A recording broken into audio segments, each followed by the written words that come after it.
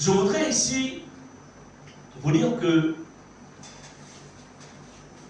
l'appel de Dieu dans vos vies, en tant qu'humain, créé à son image, à travailler avec diligence dans le monde qu'il a créé, consiste en fait à travailler dans ce monde qu'il a créé, pour sa cause. Celui qui ne travaille pas pour Dieu et qui ne travaille que pour son propre ventre est en train de se tromper. Nous sommes faits pour travailler pour lui. Amen. Regardez ce qu'il a fait d'Adam. Le premier homme. Il crée le jardin.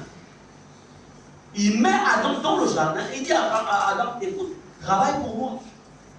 Quand il dit cultive et garde, ce n'était pas pour Adam. C'était en fait par rapport à lui. Adam n'était qu'un partenaire dans le de Dieu. La question, jusqu'à ce jour, quelle est ton implication dans le service divin par rapport à l'appel? Est-ce que tu en es?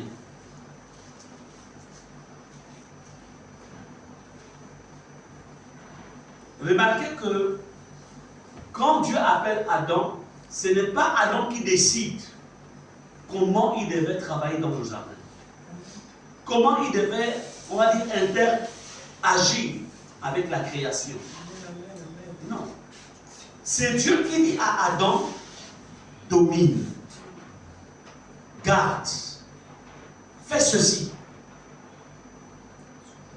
Lorsqu'on a pris conscience de la paix, on s'attend ensuite à des ordres qui viennent de lui. Amen. Mais si on n'a pas pris conscience de la paix, on n'aura même pas accès aux ordres. On ne saura pas quoi faire. On attendra que l'on nous dise, il y a eu un bout de carreau qui est cassé là-bas, il faut le changer. Et tant qu'on n'a pas dit, le bout de carreau reste cassé.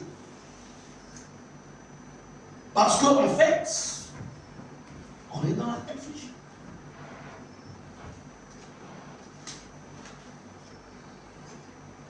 Il est temps que chacun d'entre vous se mette à la place que Dieu avait prévue à l'avance. Est-ce qu'on est ensemble?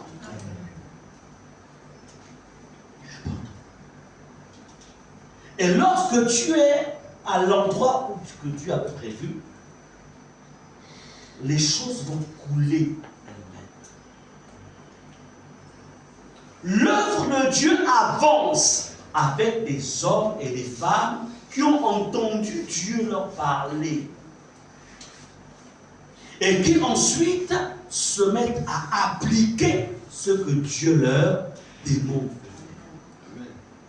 L'œuvre de Dieu n'avance pas avec des ordres qui ne viennent que des pasteurs. Non! Regardez lorsque Dieu a appelé Moïse pour construire l'arche, plutôt le tabernacle, autant pour moi, dans le désert. Il dit, Moïse, tu me construiras le tabernacle. Il fait monter Moïse en mission. Moïse voit le tabernacle divin là-bas au ciel. Il dit, reproduis cela sur la terre. Amen. Mais cependant, il dit à Moïse, tu as choisi quelqu'un qui s'appelle Bezalel. J'ai mis en lui mon esprit. Il ne dit pas j'ai mis sur lui, il dit en lui. C'est-à-dire que Bezalel était rempli du Saint-Esprit. Vous savez, il y avait certaines personnes dans l'Ancien Testament qui étaient remplies du Saint-Esprit. Il dit j'ai mis en lui mon esprit. Et je lui ai donné l'intelligence et la sagesse. Vous comprenez cela? Et voyez-vous, Bezalel va s'appliquer avec eux. Il y avait une petite équipe, deux autres aussi. pour rassembler, en fait, pour travailler, en fait, à la construction du tabernacle. Qu'est-ce que Dieu t'a déjà dit à propos de la construction du siège des Fatah là-bas? Qu'est-ce qu'il t'a déjà dit?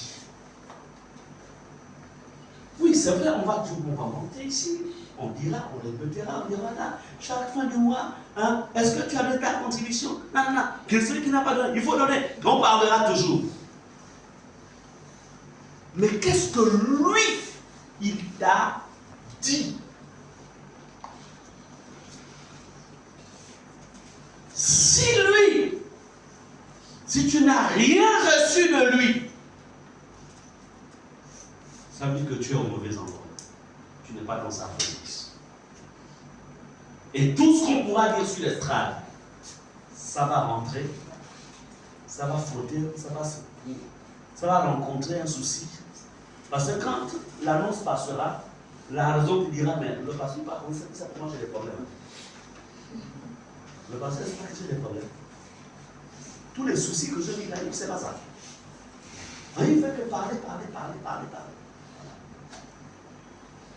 Pourquoi?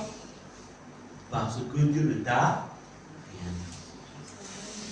Mais si Dieu te dit quelque chose, tout t'aurait dit, il te dira, donne-moi d'abord.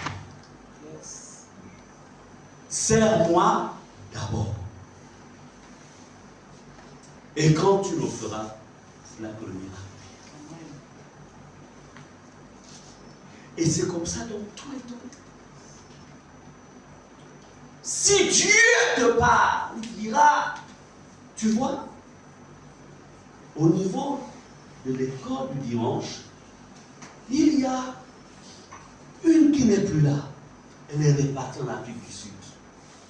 L'ancienne Emma est seule. Va trouver l'ancienne Emma et dis à l'ancienne Emma, je veux rejoindre l'équipe. Vous comprenez cela? Qu'est-ce que Dieu dit par rapport aux espaces qui sont vides dans le ministère? Qu'est-ce qu'il te dit?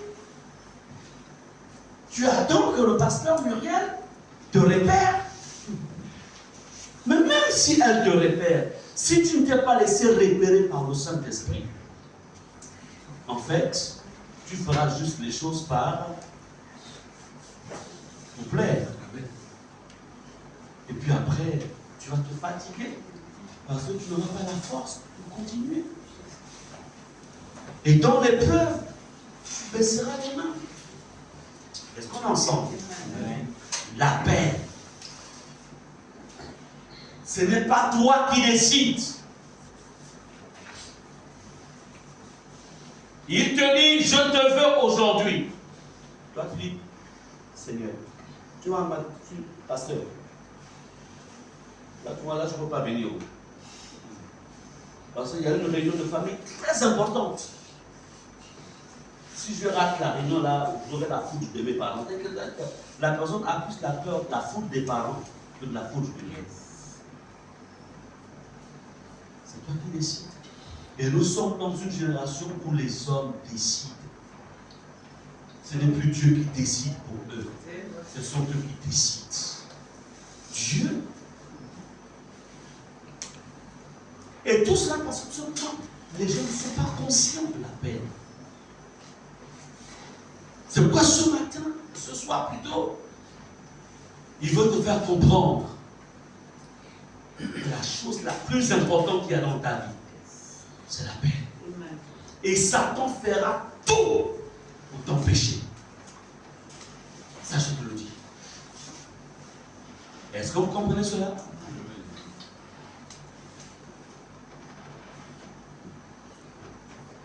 Satan peut t'empêcher. C'est-à-dire s'il veut combattre ton appel, il peut t'empêcher en faisant que tu épouses la mauvaise personne. Il est chrétien, elle est chrétienne. Hein? Mais il te dit, tu vas où? Non, mais je vais à la veille. Toi, tous les jours, veiller. Tu n'es pas fatigué. Tu ne vas pas aujourd'hui. Aujourd'hui, c'est toi et moi là. Même fou là. Mais il y a des femmes comme ça. Hein. Attends, tu vas où? Tu vas où? Si tu sors, moi si je sors. Mais quand tu dis je sors, c'est pas pour aller à l'église. Hein. C'est pour aller dans ce programme. Mais il y a des frères qui passent aussi les temps difficiles. Hein. Comme aussi vice-versa. En fait, Satan sait. Vous savez, chacun d'entre nous, Dieu a prévu par exemple que tu sois la mère spirituelle de 10 000 personnes. Ou que tu sois le père spirituel de 50 000 personnes. Par rapport à ce que Dieu t'a donné. Est-ce que vous comprenez cela? Il a prévu que tu sauves tel nombre de personnes. Mais Satan, connaissant l'appel qu'il y avait sur ta vie, il a cherché à te tuer depuis le ventre de ta mère. Il n'a pas réussi. Quand tu es né, il a envoyé toutes les maladies. Tu as réussi à surmonter toutes ces maladies. Il dit, bon, je vais l'attendre à l'adolescence. Au moins, à l'adolescence, je vais lui envoyer un esprit de calme, un esprit de banditisme, etc. Mais là encore, tu t'es ressaisi. Il dit, bon, ok, je vais l'attendre au niveau du mariage.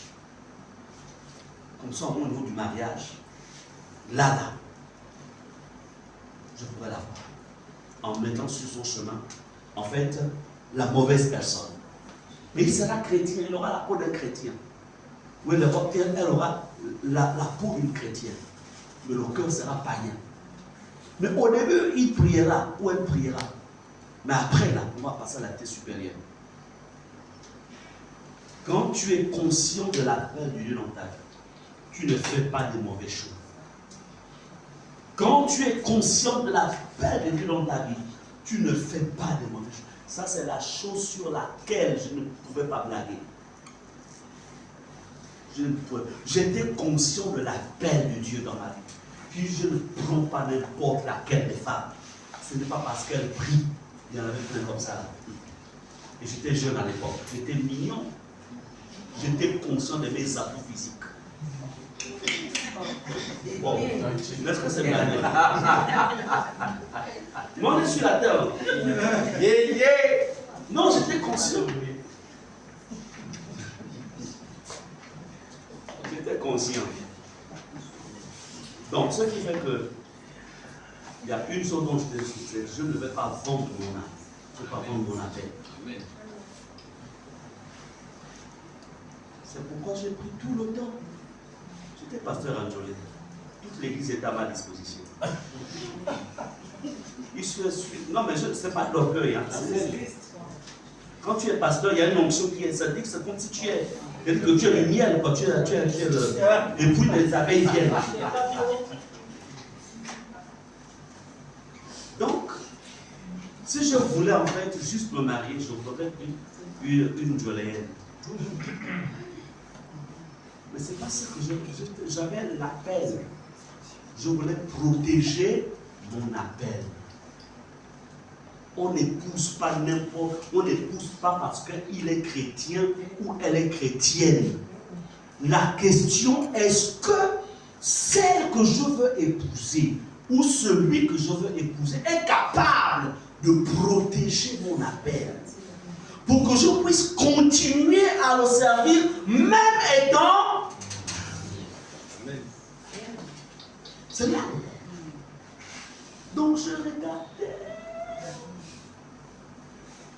J'ai vu qu'il n'y a personne qui m'était semblable. J'ai regardé, ça c'est le crabe. Ça le crabe. Quand tu mets au crépé là, l'eau se descend.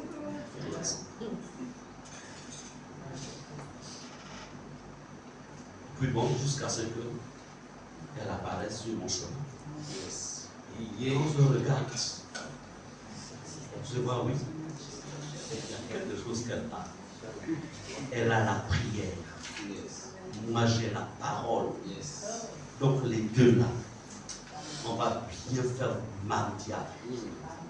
Le frère ou la soeur que tu regardes là, est-ce que quand tu vois l'addition là, est-ce que tu peux faire du mal au diable?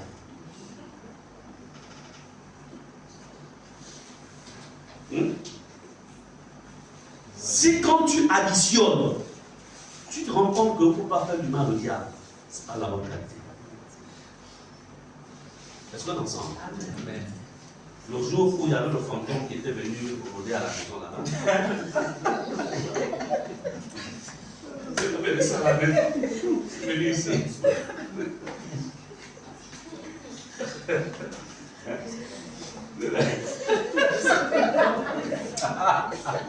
Non, je cherche la base de Dieu.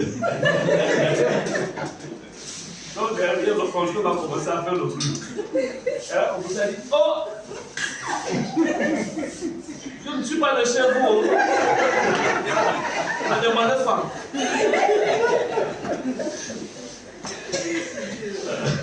Mais ce qui est bien, c'est qu'elle a utilisé l'autorité du nom de Jésus. Amen. Elle a dit, quand j'ai prié, le bruit a disparu. Elle dit, c'est bien. Moi, j'ai fait le combat jusqu'à la victoire finale. Amen. Amen. C'est pour vous faire comprendre qu'en fait, protégez votre appel. Sans la paix, si vous n'êtes pas conscient de la paix qu'il y a sur vos vies, je vous dis, vous allez vous laisser avoir par les choses. Et une fois, vous perdez cela. Alors qu'on fait ça, je sais. La paix. La paix. Vous allez voir ce que la paix donne. Il y a des choses que l'argent peut donner. Mais il y a mieux que la paix donne. Amen. Bien-aimés, je vais évoluer avec le combat qu'il y a autour de tout appel du camp. Là, j'ai voulu ouvrir, je vais comme ça ouvrir le chemin. Je vais rentrer dans les détails. Vous savez, il y a des lourdeurs que vous ressentiez. Il y a des fatigues que vous ressentiez. C'est l'ennemi qui vous combat en fait. Il combat votre appel. Il y a parfois des situations à la maison, c'est-à-dire que tu veux venir à l'église, quelque chose ne va pas. C'est l'ennemi qui combat ton appel. Donc, je voudrais te dire que l'appel que Dieu a déposé sur ta vie est destiné en fait par rapport au ciel. Quand la Bible dit Satan seront sauvés comme au travers du feu, ça vous voit. C'est-à-dire que c'est comme une grâce de dernière minute. Mais en vérité, la personne avait déjà tout perdu. Satan retient Satan travaille de manière à ce qu'il a déployé tout son arsenal pour que tu ne puisses pas exercer ton appel. Et l'appel s'exerce au sein de la communauté dans laquelle Dieu t'a planté. Dieu t'a planté. Beaucoup de personnes encore là, ne vous y trompez pas. Nous ne sommes pas faits pour travailler dans toutes les communes, pour être polyvalent. Aujourd'hui, on travaille à Epata, demain on va aller travailler à l'Alliance chrétienne, après on va aller travailler à Pentecôte, après tu vas dire 6 mois ici, 6 mois ici, 6 mois. Non! Là où Dieu t'a planté, c'est là que tu travailles. Et c'est là qu'est la source de ton épanouissement spirituel. Si tu as un endroit où Dieu ne t'a pas planté, même si tu le prédiques, même s'il prêche bien, à un moment tu seras sec. Est-ce que vous comprenez cela? Non, je ne viens plus là-bas parce que j'ai trouvé une bonne église. Une bonne église. De toute façon, j'ai trouvé une bonne église, tout va bien. Là-bas aussi, c'est bien. C'est comme chez vous, là-bas. C'est bien. Sinon, c'est bien. Dieu t'a planté là-bas. Il t'a planté.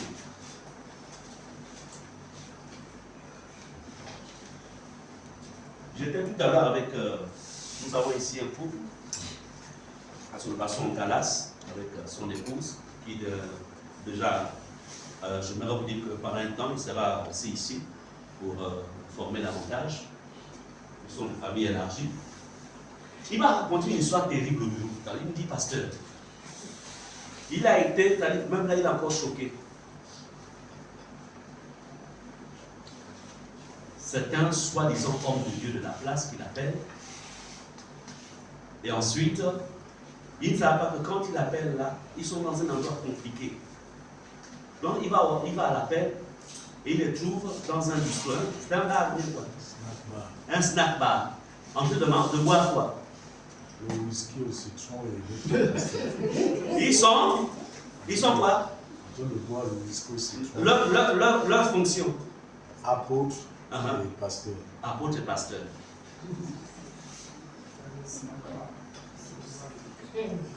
Les gens que vous. Ce sont les gens qui font tomber les gens, non? Ils font tomber les gens. C'est-à-dire que toi, tu vas. Ah, pasteur, je connais des lieux, je suis à l'ancien. Mais ce sont des vrais buveurs de vin. En fait, ce sont des agents des ténèbres. Parce qu'eux-mêmes vont dans le. Ils sont sur le chemin de l'enfer. C'est compliqué. C'est pourquoi apprenez à être fidèle à la maison. Quand vous repérez que cet homme-là, cette femme-là sont de Dieu, restez là. Mais vous savez, ce genre de pasteurs et d'apôtres-là, et même c'est-à-dire que tous ceux qui sont sous leur autorité sont tous envoûtés. Tous. La seule manière pour eux de sortir, d'être des envoûtés, il faut qu'ils partent de cette église-là. Sinon, ils sont tous perdus. En fait, ce sont des personnes qui ne connaissent pas leur appel. Ou peut-être ils n'ont jamais été appelés. C'est pourquoi Dieu vous parle ce soir pour que vous fassiez la différence. Vous fassiez la différence.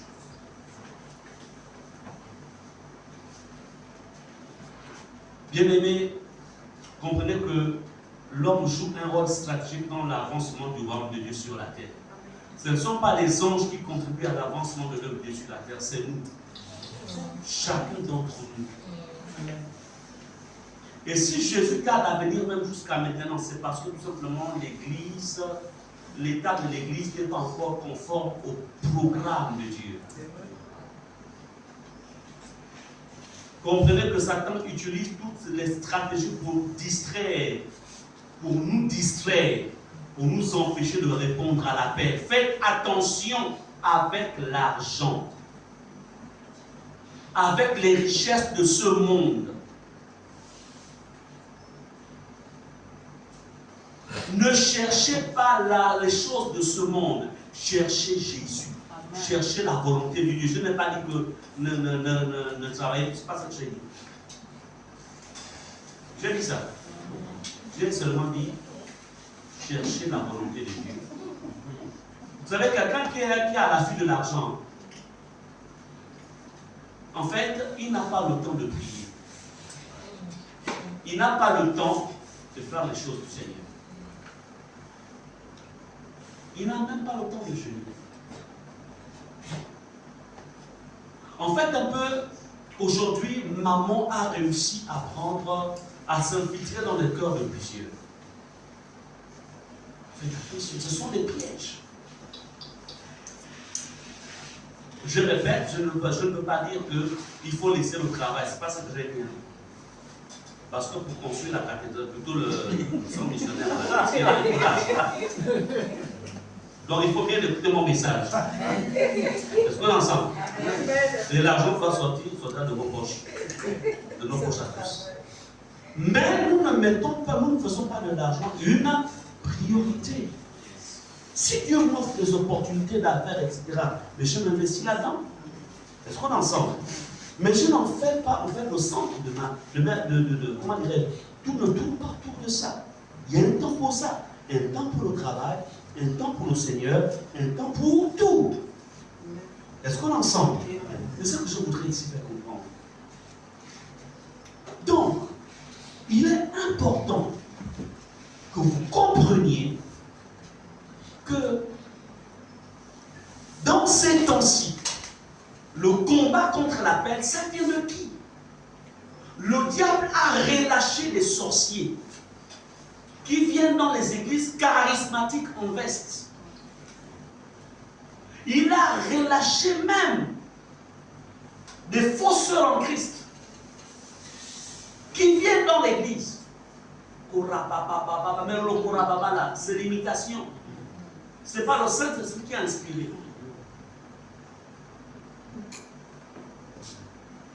Donc, il y a aujourd'hui beaucoup d'infiltrés dans les églises.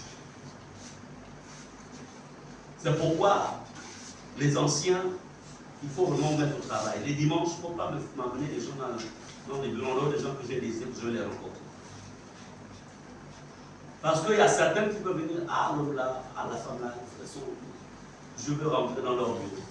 Quand ils rentrent là, c'est pour chercher en fait à envoûter. Mais heureusement que la puissance de Dieu aussi, il y a le feu de Dieu sur nos vies qui va les repousser, les renverser au nom de Jésus.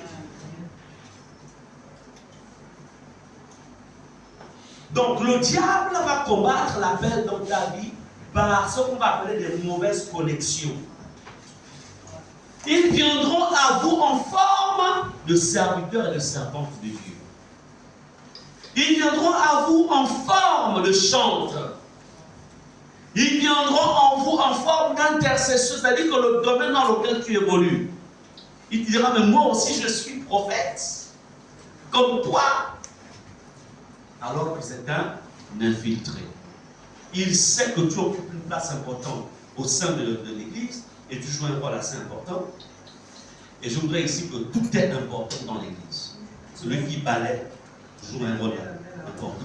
Celui qui change l'ampoule joue un rôle assez important. Ceux qui font les caméras là, bon, ce sont des caméras comme ça. Donc, font aussi un rôle. Tout est important. Donc, quand je parle de rôle important, ce n'est pas forcément être pasteur, prophète. Non, non, non. C'est le fait d'être efficace dans son domaine. Amen. Et ils vont t'aborder par rapport à ce domaine-là. Faites attention. Il faut veiller, il faut faire attention. Donc les infiltrés, ne vous ouvrez pas à n'importe qui.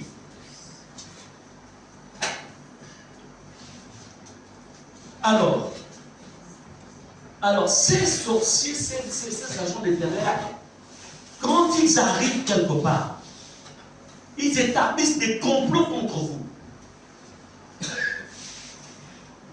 Les choses que vous mangez parfois à la fin du culte, quelqu'un qui appelle d'arriver, tu ne connais pas la vie de la personne, il t'invite au restaurant. Ah, mon frère est gentil, la soeur est gentille. Tu connais qui il est. La nourriture qu'il t'offre là, ou qu'elle t'offre là, tu sais. Même l'argent qu'il te remet là pour le taxi là, tu sais. Tu connais comment c'est. Amen. Prudence. Nous sommes dans des temps plus que compliqués. Jésus revient bientôt. Il est mieux de marcher d'ici jusqu'à ONG. Marche. Que de prendre l'argent de quelqu'un dont tu ne maîtrises pas l'identité spirituelle. Mais quand tu connais bien la personne, il n'y a pas de problème. Amen. C'est très important.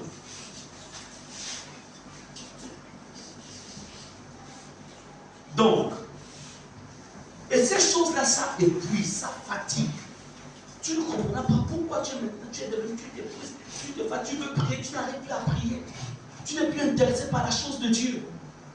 Mais c'est plus la recherche d'autre chose qui t'intéresse. Mais tu as un mot d'envoûtement.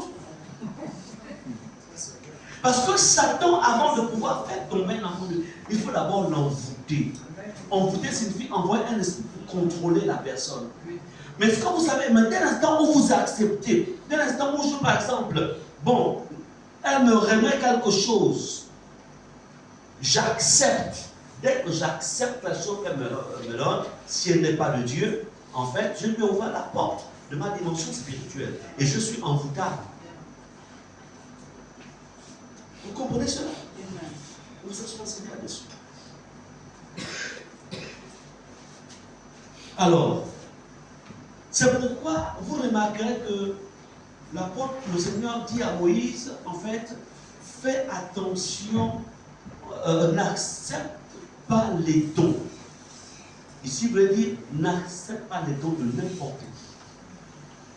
Il faut connaître l'origine, la vie spirituelle. On n'accepte pas les dons de n'importe qui. Il a un don, avant de l'accepter, il faut évaluer la vie de la personne, la vie spirituelle de la personne.